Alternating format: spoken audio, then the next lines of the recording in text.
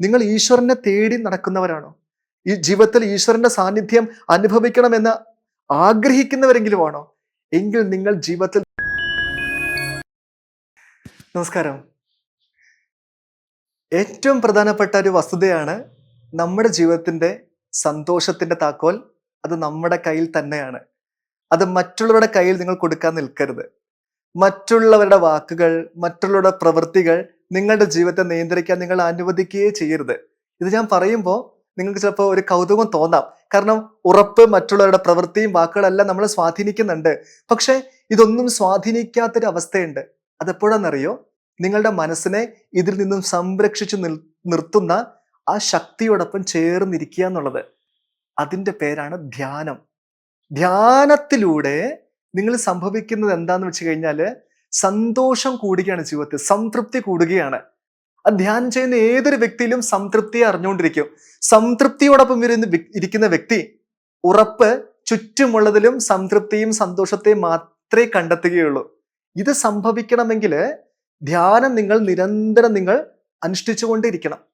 നമ്മൾ ഏതെങ്കിലും ഒരു കാര്യത്തിലേക്ക് ശ്രദ്ധ കേന്ദ്രീകരിച്ചിരിക്കുന്നല്ല സത്യത്തിൽ ധ്യാനം. നിങ്ങൾ വെറുതെ ഇരിക്കുക, ഒന്നിലേക്ക് ശ്രദ്ധ കൊടുക്കാതെ ഇരിക്കുക. അത് നിങ്ങൾ ധ്യാനം പരിശീലിക്കണം. നന്നായിട്ട് ധ്യാനം പരിശീലിപ്പിക്കുന്ന സ്ഥലത്ത് ചെന്ന് നിങ്ങൾ ധ്യാനം പഠിക്കണം. ആ ധ്യാന പരിശീലനത്തിലൂടെ നിങ്ങളിൽ സംഭവിക്കുന്നത് ജീവിതത്തിൽ സന്തോഷം, സംതൃപ്തി നിങ്ങൾ നിറയുക എന്നുള്ളതാണ്. ഞാനെന്ന വ്യക്തി സന്തോഷത്തിൽ ഇരുന്നാലല്ലേ എൻ്റെ ചുറ്റുമുള്ള വ്യക്തികളും സന്തോഷത്തിലാവുകയുള്ളൂ. ഇപ്പൊ നിങ്ങളുടെ കുടുംബത്തില് ഒരു വ്യക്തി സദാസമയം ദേഷ്യത്തിലും വിഷമത്തിലും ആണെങ്കിൽ എത്രത്തോളം നിങ്ങൾക്ക് ആ വ്യക്തിയെ ഉൾക്കൊള്ളാൻ പറ്റും? ഒരുപക്ഷെ ഏറ്റവും അടുത്ത വ്യക്തിയാണെങ്കിൽ പോലും നിങ്ങളുടെ ഉള്ളില് ആ വ്യക്തി ഉൾക്കൊള്ളാൻ മറ്റാരെങ്കിലും ആരെങ്കിലും നിങ്ങൾ പണ്ട് ഉപേക്ഷിച്ചാണ്. പക്ഷെ കുടുംബത്തിലായി പോയത് കൊണ്ട് നിങ്ങൾക്ക് അങ്ങനെ ചെയ്യാനും പറ്റില്ല, അല്ലെ? പക്ഷേ ആ വ്യക്തി സന്തോഷത്തിൻ്റെതാവണമെങ്കിലോ ഉറപ്പ് ആ വ്യക്തിയോടൊപ്പം ചേർന്നിരിക്കാൻ നിങ്ങൾക്ക് തോന്നും. എന്ത് കാര്യങ്ങൾ ഷെയർ ചെയ്യാനും നിങ്ങൾക്ക് തോന്നി തുടങ്ങും, ഇല്ലേ? എന്തുകൊണ്ട് ആ ഒരു വ്യക്തി നിങ്ങൾക്കായിക്കൂടാ? അതായത് സംതൃപ്തിയും സന്തോഷവും അത് നിങ്ങളിൽ തന്നെ നിങ്ങൾ എന്തുകൊണ്ട് സൃഷ്ടിച്ചുകൂടാ? ഇവിടെയാണ് ധ്യാനത്തിന്റെ പ്രസക്തി ഇരിക്കുന്നത്. അർജുനോട് ഭഗവാൻ കൊടുക്കുന്ന ഉപദേശങ്ങളില് ഏറ്റവും ശ്രേഷ്ഠമായ തലത്തിലേക്ക് അർജുനെ പാകപ്പെടുത്തി എടുക്കുന്നതിന് മുന്നോടിയായിട്ട് ഭഗവാൻ കൊടുക്കുന്ന ഉപദേശമാണ് ധ്യാന യോഗം. ഈ ധ്യാന യോഗത്തിന് ശേഷമാണ് സത്യത്തില് ഭഗവാന്റെ വിശ്വരൂപത്തിലേക്കും ഭഗവാന്റെ ആ വിഭൂതികളിലേക്കും എല്ലാം കടക്കുന്നത്. അപ്പൊ ധ്യാനമാണ് അടിസ്ഥാനം. നിങ്ങൾ ഈശ്വരനെ തേടി നടക്കുന്നവരാണോ? ഈ ജീവിതത്തിൽ ഈശ്വരന്റെ സാന്നിധ്യം അനുഭവിക്കണമെന്ന് ആഗ്രഹിക്കുന്നവരെങ്കിലും ആണോ? എങ്കിൽ നിങ്ങൾ ജീവിതത്തിൽ ധ്യാനം ആചരിച്ചു തുടങ്ങണം. ഇനി ധ്യാനത്തില് നിങ്ങൾ ചുറ്റുമുള്ളതിലെല്ലാം ശ്രദ്ധ തനിയെ കേന്ദ്രീകൃതമാവാൻ തുടങ്ങും. ശ്രദ്ധ കൂടി നിൽക്കുന്ന ഒരു വ്യക്തിയെ സംബന്ധിച്ചിടത്തോളം അദ്ദേഹത്തിന്റെ വാക്കുകളും അദ്ദേഹത്തിന്റെ ബുദ്ധിയും അദ്ദേഹത്തിന്റെ കർമ്മവും ഒരിക്കലും അസ്ഥാനത്താവുകയില്ല. വളരെ വ്യക്തമായിട്ട് അവിടെ എന്താണോ സംഭവിക്കേണ്ടത്, എന്താണോ അവിടെ ഞാൻ ചെയ്യേണ്ടത്, പ്രവർത്തിക്കേണ്ടത്, സംസാരിക്കേണ്ടത്, അത് കൃത്യമായിട്ട് അവിടെ തനിയെ സംഭവിച്ചുകൊള്ളും. നിങ്ങൾക്ക് തന്നെ ചിലപ്പോൾ അങ്ങനെ അനുഭവങ്ങൾ ഉണ്ടായിട്ടുണ്ടായിരിക്കാം. ചില സമയത്ത് അവിടെ വേണ്ട കാര്യങ്ങൾ നിങ്ങൾ അറിയാതെ തന്നെ നിങ്ങൾ പ്രവർത്തിച്ചിട്ടുണ്ട്. അവിടെ വേണ്ട വാക്കുകൾ നിങ്ങൾ അറിയാതെ തന്നെ നിങ്ങളിൽ നിന്നും സംഭവിച്ചിട്ടുണ്ട്. അപ്പൊ നിങ്ങൾ പറയും, അയ്യോ എനിക്ക് അറിയില്ല അതെങ്ങനെയാ സംഭവിച്ചതെന്ന്. ആ സമയത്തോടെ സംഭവിച്ചു. ഈ വാക്കുകൾ എങ്ങനെ എന്നിൽ നിന്ന് വന്നതെന്ന് എനിക്കറിയില്ല, ആ തനിയോടെ സംഭവിച്ചു. എങ്ങനെ തനിയെ സംഭവിക്കുന്നത്? അവിടെ നിങ്ങളുടെ ശ്രദ്ധ കേന്ദ്രീകൃതമായതുകൊണ്ടാണ്. ആ അവസ്ഥയിലേക്ക്, ആ സാഹചര്യത്തിലേക്ക് ശ്രദ്ധ കൂടിയത് കൊണ്ടാണ്.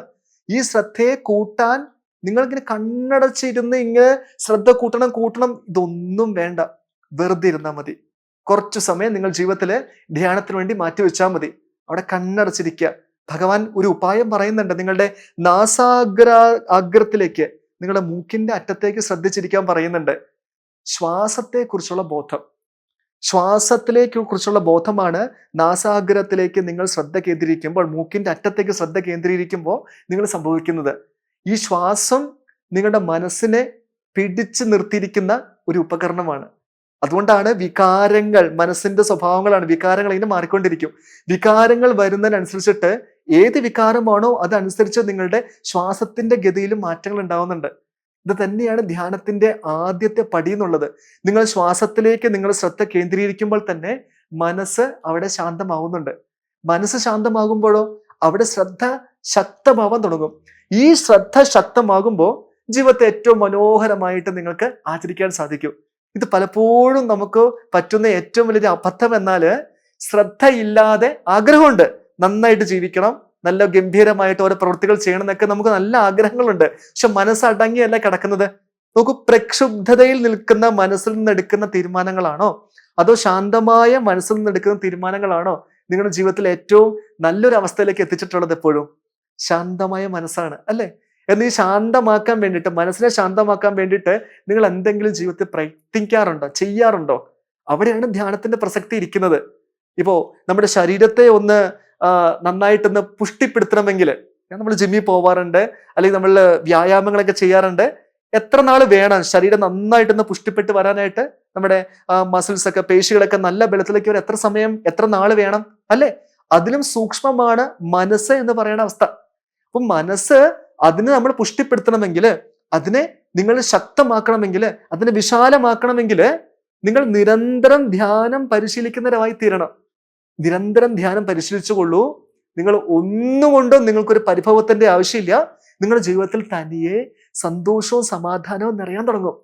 ഈ സന്തോഷവും സമാധാനവും ശക്തമായ ശ്രദ്ധ, ജാഗ്രതയിലേക്ക് നിങ്ങൾ എത്തിക്കും. ഏതൊരു വ്യക്തിക്കും ആവശ്യം, ഏതൊരു സമൂഹത്തിന്റെയും ആവശ്യം അവിടെ ജാഗ്രതയുള്ള വ്യക്തികളെയാണ്. ഏതൊരു കുടുംബത്തിന്റെയും ആവശ്യം ജാഗ്രതയുള്ള ഒരു വ്യക്തിയാണ്. എല്ലാം അറിയുന്നൊരു വ്യക്തി, സമൂഹത്തെക്കുറിച്ച് അറിയുന്നൊരു വ്യക്തി.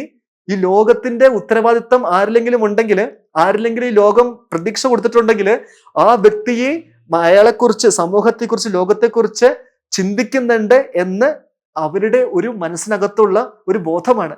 അപ്പൊ ഇതെല്ലാം ചേർന്ന് വരുന്ന എവിടെയാണ്? ജാഗ്രതയുള്ളൊരു വ്യക്തി. ഈ ജാഗ്രത സംഭവിക്കുന്നത് നിങ്ങളുടെ മനസ്സ് ശാന്തമാകുമ്പോഴാണ്. അവിടെ നിങ്ങളുടെ കർമ്മം ശക്തമാവാൻ തുടങ്ങും, നിങ്ങളുടെ കുടുംബ ബന്ധങ്ങൾ ശക്തിപ്പെടാൻ തുടങ്ങും, അവിടെ സന്തോഷം നിലനിൽക്കാൻ തുടങ്ങും, സമാധാനം നിറയാൻ തുടങ്ങും. അതിലുപരി ജീവിതത്തെ നിങ്ങൾക്ക് ആഘോഷിക്കാൻ സാധിക്കും, ആനന്ദപൂർണമാക്കി ജീവിക്കാൻ നിങ്ങൾക്ക് സാധിക്കും. അതുകൊണ്ട് നിരന്തരം നിങ്ങൾ ധ്യാനത്തെ മുറുക്കെ പിടിച്ചോണം. ധ്യാനം നന്നായിട്ട് നിങ്ങൾ ചെയ്തു തുടങ്ങി വരണം. അവിടെയാണ് മനസ്സിന്റെ വിശാലമായ അവസ്ഥയിലേക്ക് നിങ്ങൾക്ക് എത്തിച്ചേരാൻ പറ്റുള്ളൂ. അതുകൊണ്ട് നിങ്ങളുടെ ജീവിതത്തിന്റെ ക്വാളിറ്റി, നിങ്ങളുടെ ജീവിതത്തിന്റെ മൂല്യം, അല്ലെങ്കിൽ ജീവിതത്തിന്റെ ആ ഒരു നിലനിൽപ്പ്, അതിന്റെ മനോഹരമായിട്ടുള്ള അവസ്ഥ, ഇതൊക്കെ ആശ്രയിച്ചിരിക്കുന്നത് നിങ്ങളുടെ മനസ്സിന്റെ സ്വഭാവത്തെ ആശ്രയിച്ചാണ്, മനസ്സിന്റെ ക്വാളിറ്റിയാണ്. അതുകൊണ്ട് നിങ്ങൾ ചുറ്റുമുള്ള കാര്യങ്ങളെ നിങ്ങൾ നിയന്ത്രിക്കാനൊന്നും പോവണ്ട, ആരെ നിങ്ങൾ മാറ്റാനും പോവണ്ട. നിങ്ങൾ നിങ്ങളുടെ സ്വന്തം മനസ്സിന്റെ മനോഹരമായ അവസ്ഥയിലേക്ക്, അതിനെ പുഷ്ടിപ്പെടുത്തുന്നതിലേക്ക്, അതിനെ വികസിപ്പിക്കുന്നതിലേക്ക് നിങ്ങളുടെ ശ്രദ്ധ കേന്ദ്രീകരിച്ചാൽ മതി.